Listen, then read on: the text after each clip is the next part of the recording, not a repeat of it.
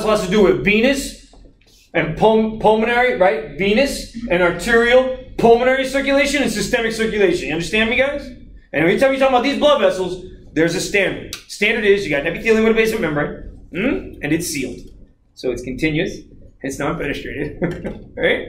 Then 2, there's an internal elastic lamina, a white ring, and an external elastic lamina, outer ring, an inner ring and a smaller outer ring, a larger outer ring. And then what happens? Smooth muscle surrounding it. Sorry, simple squamous epithelium, not smooth muscle, I apologize. Simple squamous with its basement membrane. So what varies is what? So all blood vessels have an internal elastic lamina, an external elastic lamina, a serosa that has its membrane, a simple squamous epithelium, right? It caps it on the outside, and a simple squamous epithelium that lines it on the inside. How do you like that? And it doesn't matter what blood vessel we're talking about; they're all the same. Okay. Maybe, like draw. You want to label it? Yeah. I'll label it. So this would be your internal elastic lamina. And this would be your external elastic lamina. And so that will vary. What's in it won't vary. Fibroblasts, connective tissue, elastic fiber, guys. You got me? Now, what does vary is the amount of smooth muscle.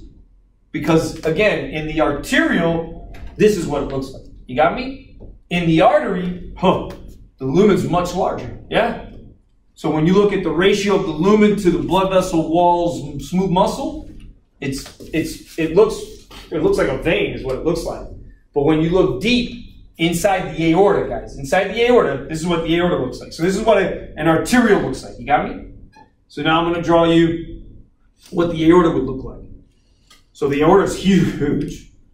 So this would be the simple squamous, internal simple squamous that's lining it with its basement membrane.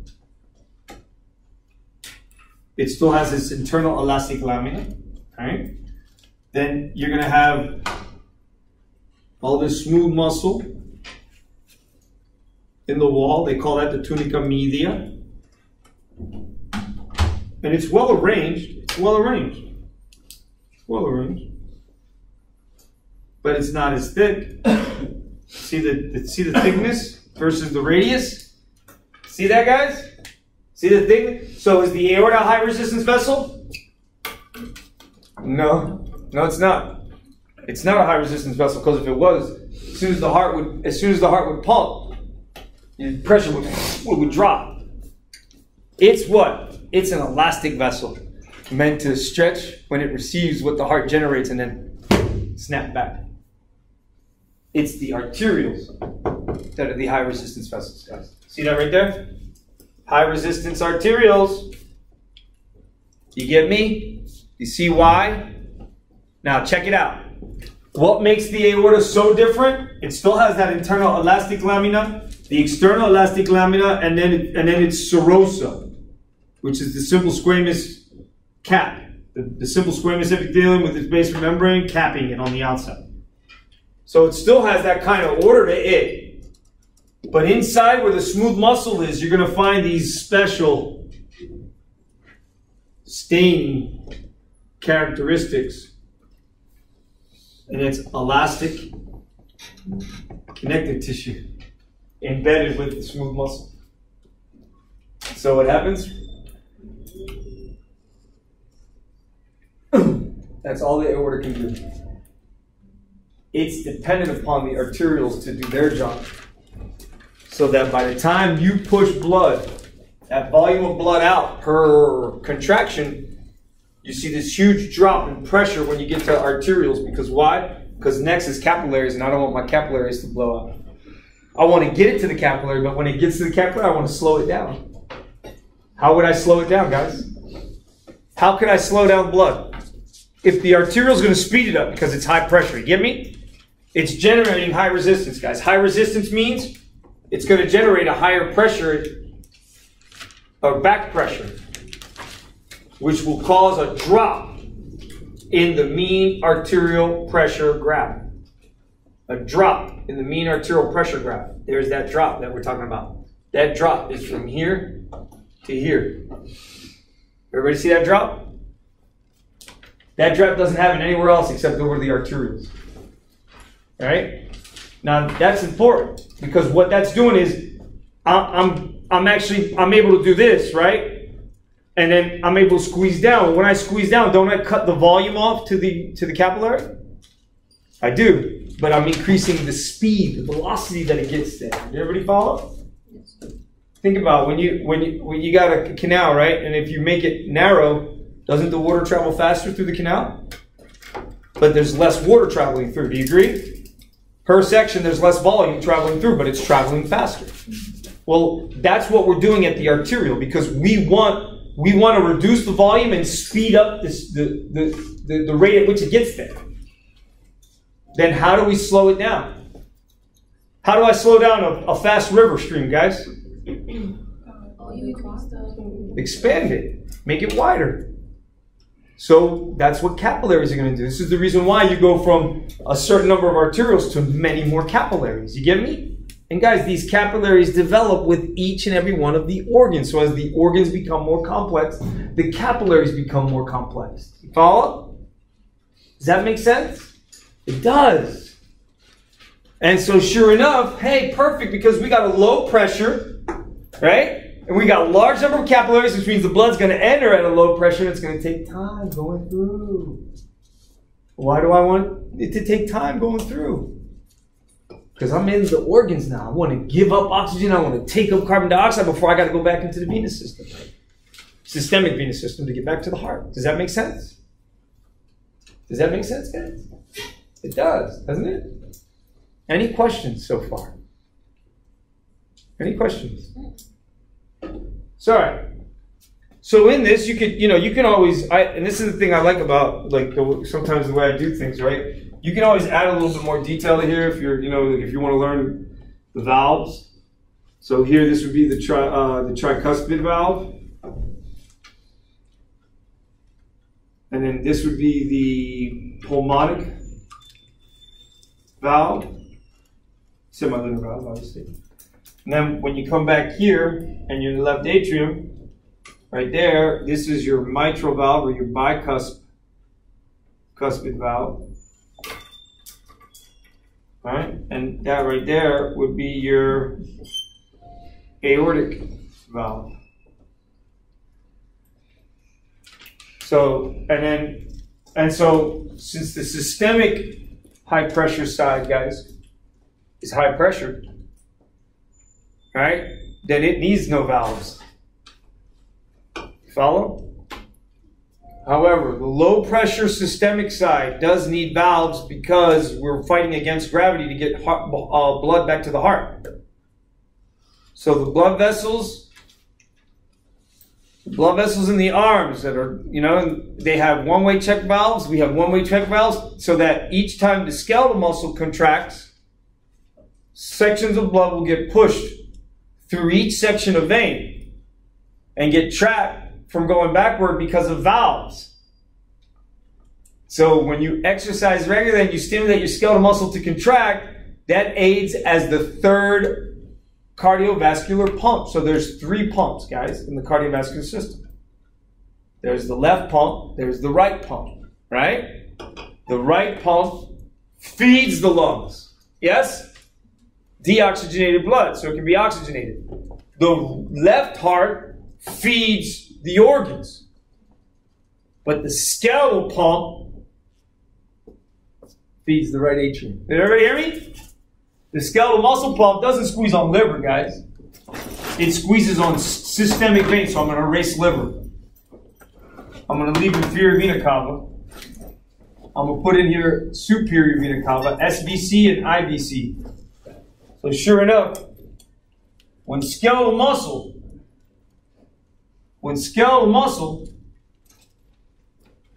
contracts,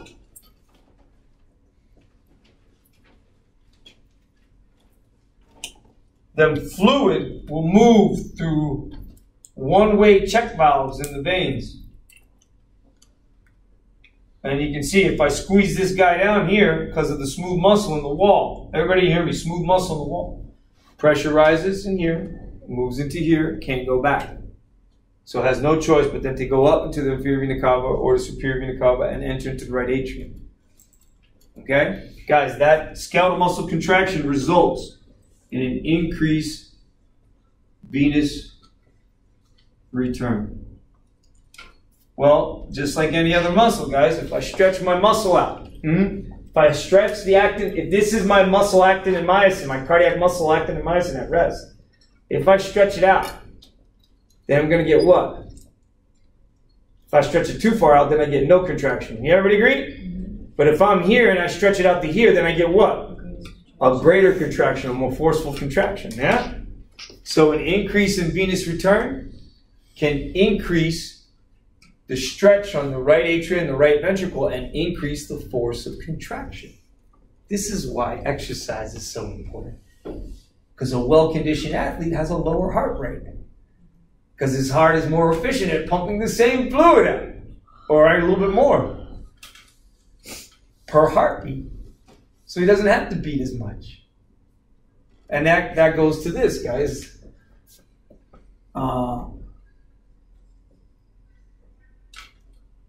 Heart rate times stroke volume equals cardiac output.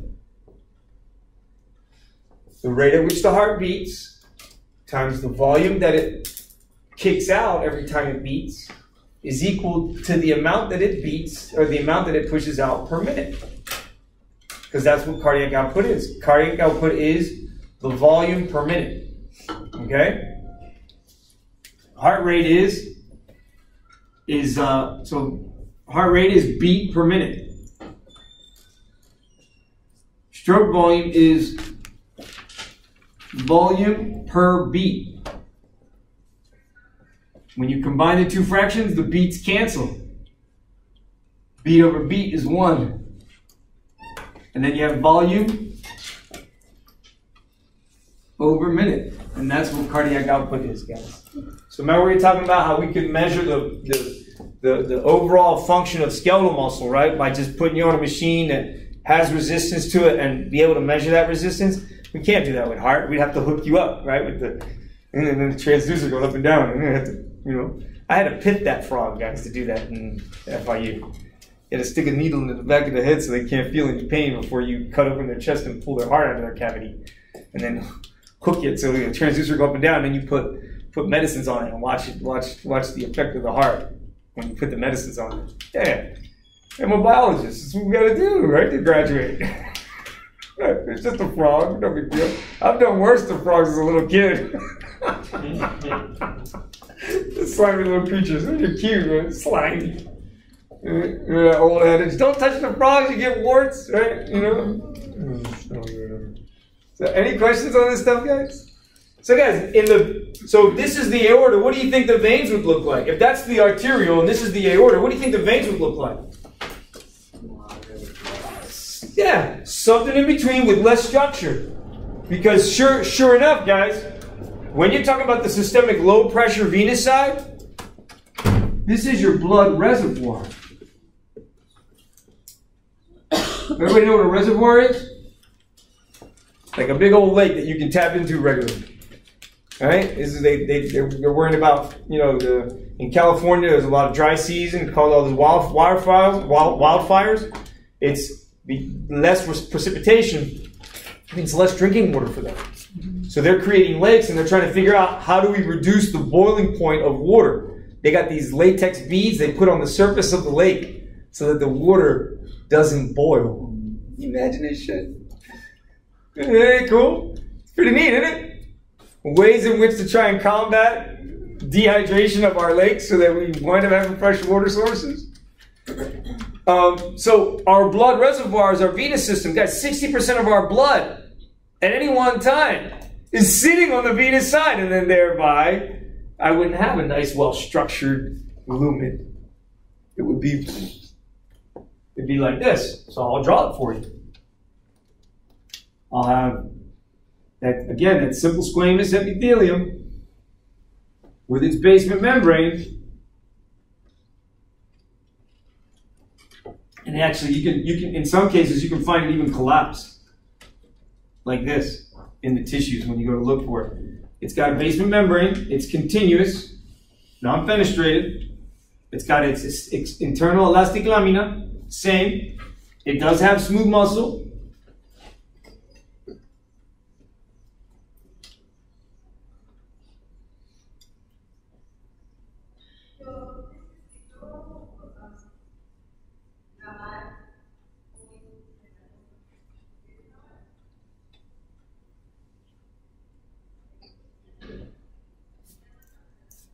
All right.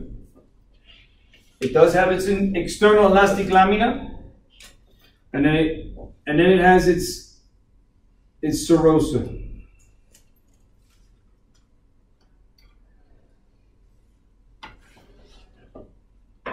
All right. And then you see how it's collapsed like that, guys?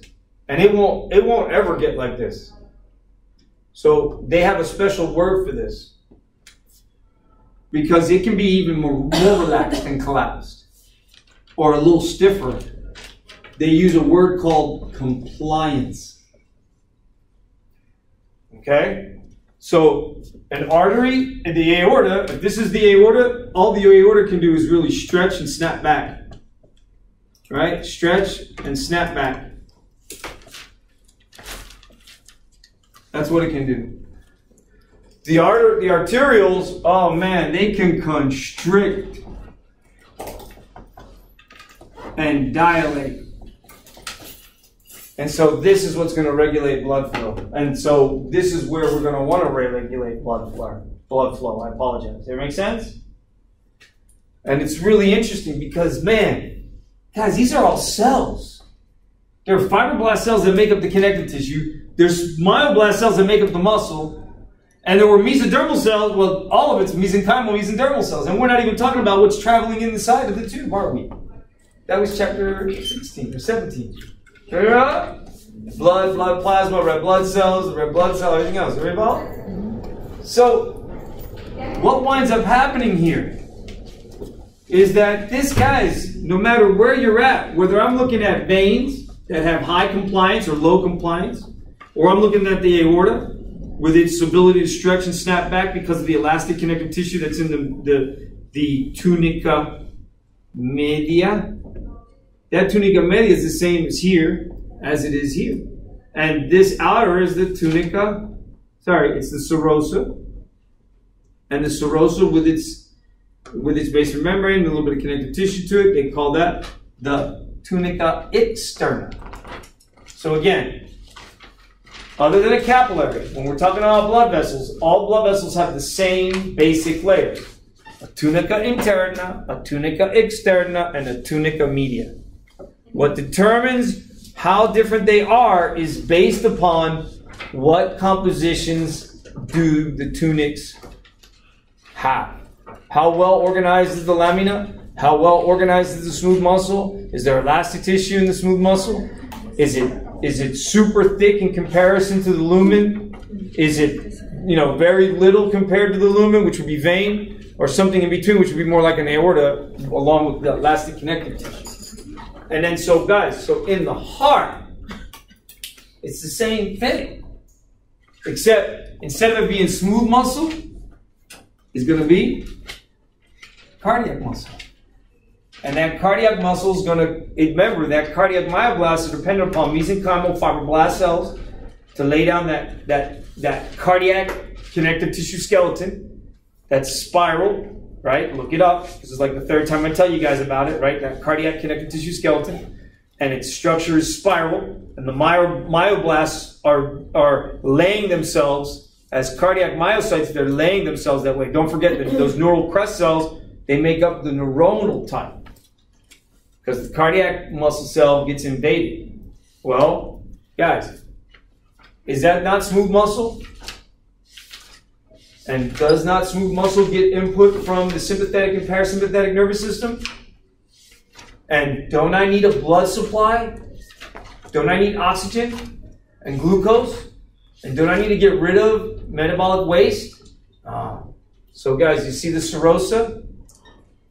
The serosa gets pierced by a vein, artery, and nerve to feed. No matter where you're talking, there's a vein, artery, and nerve that's feeding it.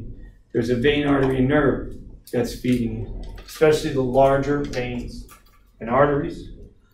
The larger they are, the larger their neurovascular bundle, which is a vein, artery, nerve. Neurovascular bundle is a vein, artery, nerve.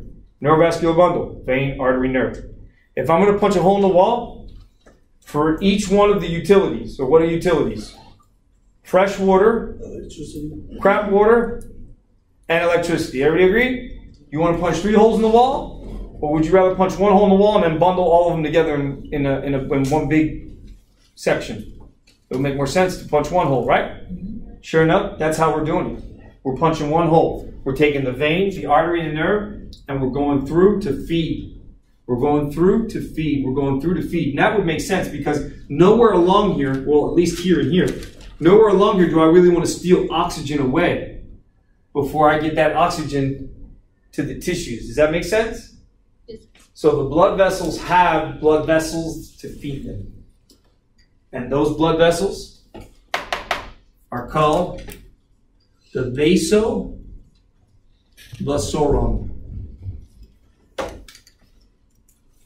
The vasovasorum. So, diabetics. And the distal neuropathies, the distal peripheral neuropathies that they get, it's because of this. The vasovasorum dies. And then when the vasovasorum dies, then the vein, the artery, and the nerve to the blood vessel dies. Then the blood vessel dies. Then you get gangrene. Did everybody hear me? And that's what it is. You look it up. You see I'm not lying to you. So in a diabetic, they get distal neuropathies. Distal peripheral neuropathies, they call them. Because the vasovasorum that feeds the arteries dies. The artery dies. The artery dies. Tissue distal to the artery will die as well. That is gangrene. And that's black tissue that has to be cut away regularly. Okay? And if you guys have ever seen a diabetic with a chunk of their heel missing? It's pretty gross. Well, I used to do that volunteering. We used to stick them in these saltwater baths, these hot water, saltwater baths in therapy, and then debride the wound, and then take them off the hyperbaric chamber.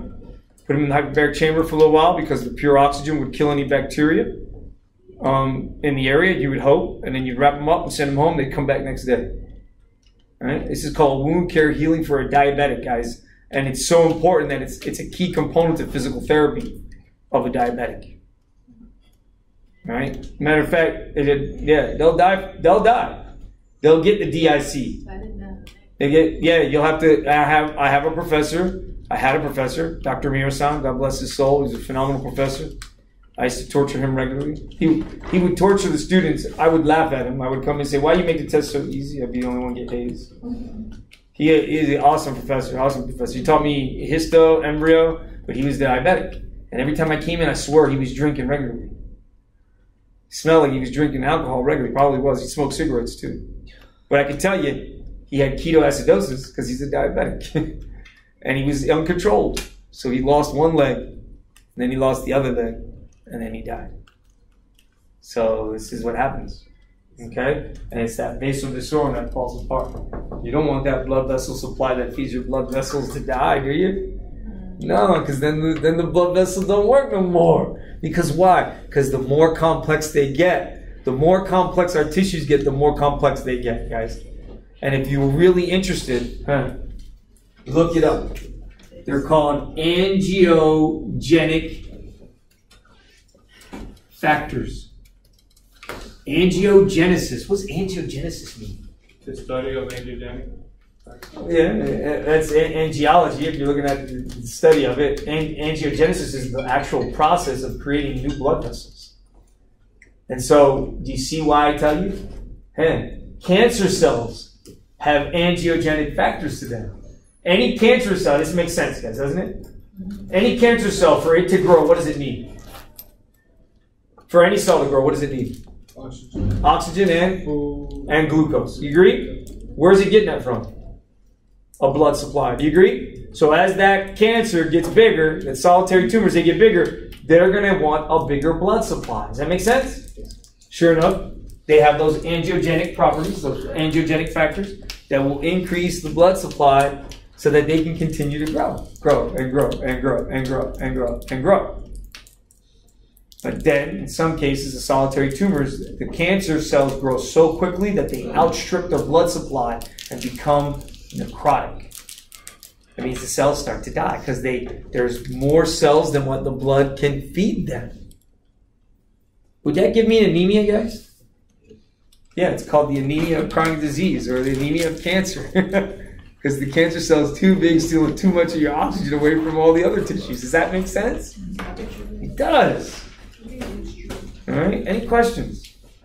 Any questions at all? Guys, look at the cardiac cycle. Make sure you understand the cardiac cycle, okay? Make sure you understand the EKG and the cardiac cycle. Make sure you understand the heart sounds, right? S1, S2, lub, dub, right? Remember, both atria have to contract at the same time, right? So when that happens, the pressure rises in the atria over the ventricles. Fluid moves in.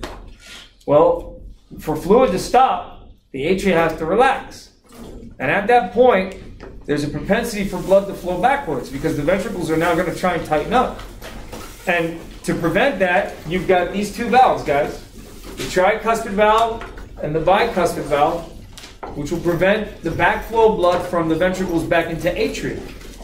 So when the ventricle increases its tension, that first sound, the first heart sound, the lub, is what? The pushing of the bicuspid and the tricuspid valves closed. So that's the first sound, is the closure of the AV valves, they call them. The atrioventricular valves. You hear me? Then the valves of the great vessels, which are the aortic and the pulmonic valves, they're the second heart sound. Because they won't slap shut until the ventricles produce enough pressure to push fluid, the same fluid, guys, that leaves and goes into the pulmonary trunk from the right ventricle, has to be the same fluid that comes back and gets squeezed out of the left ventricle into the aorta. It has to match, guys. The fluid moving in has to match the fluid moving out, because anywhere along there, if the fluid accumulates, it's going to lead to lung failure and ultimately heart failure. So if you get lung failure, it'll affect the right side heart. If you get left side heart failure, you get lung failure with the right side heart failure. It sucks. It just is what it is. Because of the what? Because the lungs are in series with the heart. Remember I said that before? All right? So please go over this cardiac cycle. Look at it, guys. Look at it. Look at the EKG. Understand the heart sounds. Understand the physiology of the red blood cell. Understand what's going on with hemoglobin.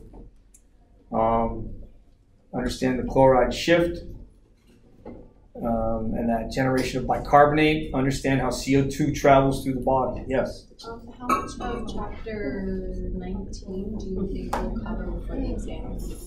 Well, the exam is scheduled Next Tuesday. Next Tuesday, right? Yeah. And so we have this week. So we'll be able to finish whatever's in the cardiovascular. And we already talked about the chloride shift.